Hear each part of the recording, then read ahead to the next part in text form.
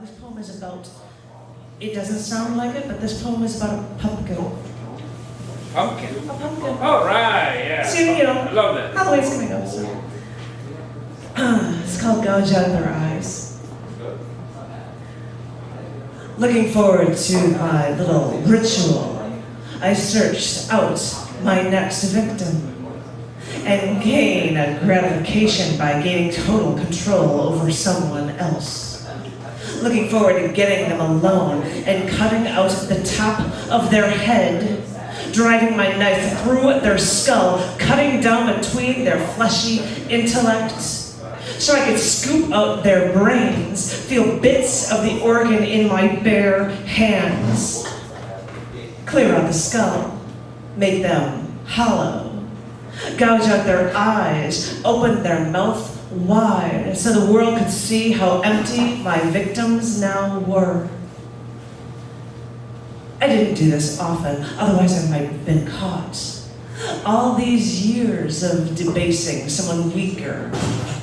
This was my little ritual, and I was ready to share my secret with just the right person to help me get rid of the remains, to revel with me in this little game I play.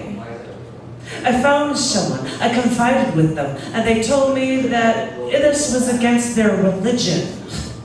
I begged, I pleaded, and the only way that they would join me is if they could take the skull and throw it from a building roof after we were done dismembering them, you know, to further destroy the evidence. And I agreed. So we drank in the sewer and drew up our plan. That may have been one of the last times I did this to someone, because it really was fun in the middle of the night when no one else was around, watching their hollow skull splatter on the ground. I think it was closure, the final piece to this ritual, where after so much destruction, I could say my work was done. All right.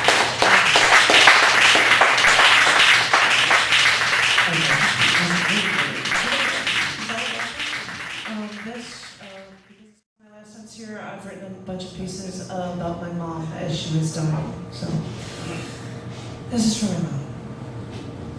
Uh-oh. When I was on the phone with her yesterday, Mom said she was going to go back home across the country. And I told her that I'd visit her, maybe in July after she gets there. And she replies, if I'm there. And you know, under normal circumstances, she could say that because who knows, they might go to Tunica to gamble for a weekend or something. But no, if she was going to be out of town, she would have said so. So just hearing her say, if I'm there, is just one of the infinite number of ways it hits home. If she's there, she says. I know I'm planning to see her because she's dying. I know our lives are turned upside down because she's dying. But every little thing said now, no matter how innocuous, is like another nail in her coffin. And I can't pull those nails out. I would if I could. I'd scrape my fingers raw. I'd bleed a river. But I can't get my fingertips under those nail heads. And I have to sit here and let time tick by until the inevitable, while the tears continue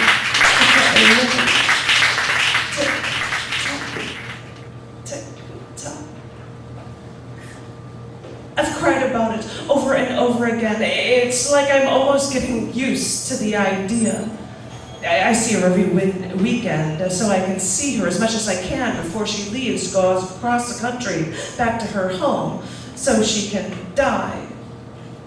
And I've tried to learn about what's killing her if the chemo doesn't work. I hear that other more radical treatments we could look into, but I know she doesn't want any more treatment.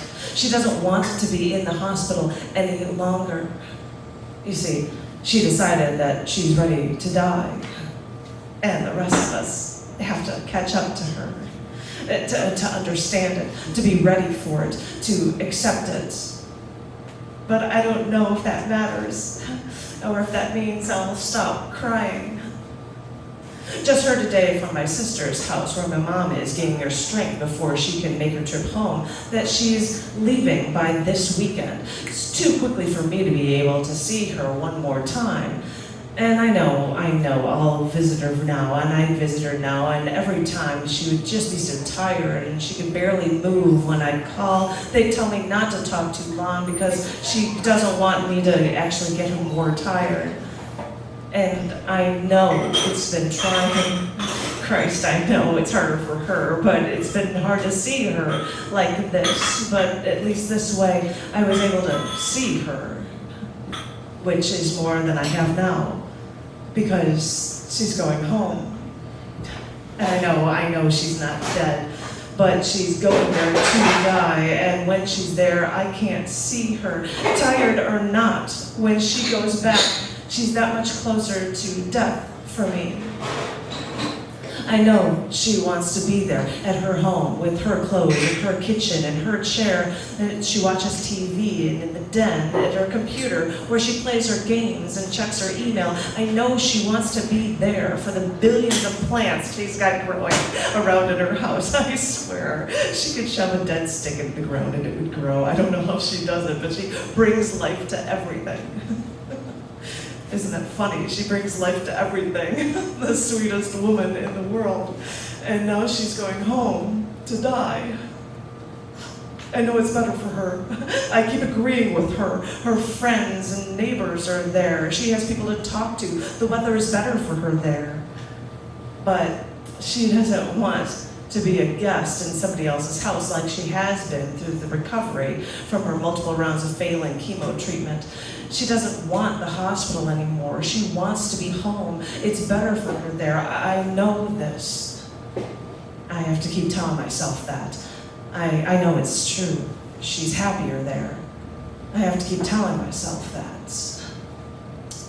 They have to make sure that she's healthy enough for her trip across the country back to her home. So she's been recuperating so she can go home and fall apart in peace. And my brain has to keep reminding my soul that she'll be happier there. But my soul says that her going there just puts her one step closer to being gone forever.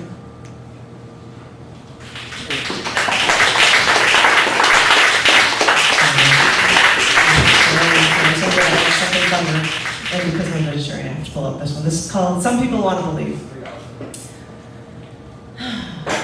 Some people want to believe. So we're sitting there at Denny's in some suburb of Detroit. I don't know which suburb it was, but we were there at like 10 in the morning Eastern Standard Time. I was grabbing a bite to eat before I crossed the Ambassador Bridge and traveled into Canada. You know, I really only associate places like Denny's with traveling now. I always stop at some place like Denny's only when taking a road trip and just stopping for some food. I think if I went to a Denny's and I wasn't traveling, I'd get really confused. Oh, well, anyway, like I said, we were at a Denny's and it was morning, so the both of us got breakfast. Being a vegetarian, I ordered eggs with hash browns and toast, right? And the waitress says to me, like they always do in some no-name town in the middle of America, "You don't want any meat?" Like it's so unheard of to not have meat at breakfast. So I say, no meat, thank you. And then my friend orders pretty much the same thing, and we sit for a while and talk and stuff, and the food comes. And then she asks me, "You're a vegetarian, right?" My friend says, so I say yes. And then she says, "But you're eating chicken." And I'm just like, well, no, I'm not. An egg is an animal byproduct, it's not animal flesh. And I was about to say that was the difference between being a vegetarian and being a vegan. And she goes, "Well, if a chicken sat not long enough, it would become a chicken." And I'm just like, well, no, it's an unfertilized egg. There was never a rooster around that hen, so it never could become a chicken. And she's like, well, no, though, it's a chicken, though. And she still just couldn't think that this wasn't a chicken.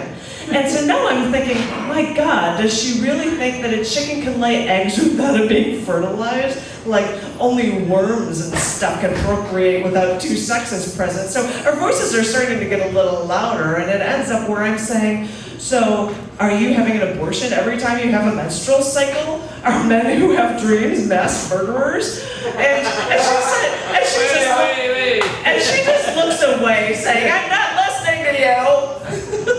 And then I realized that some people with logic thrown in their face still believe whatever they want to believe. All right. Thank you.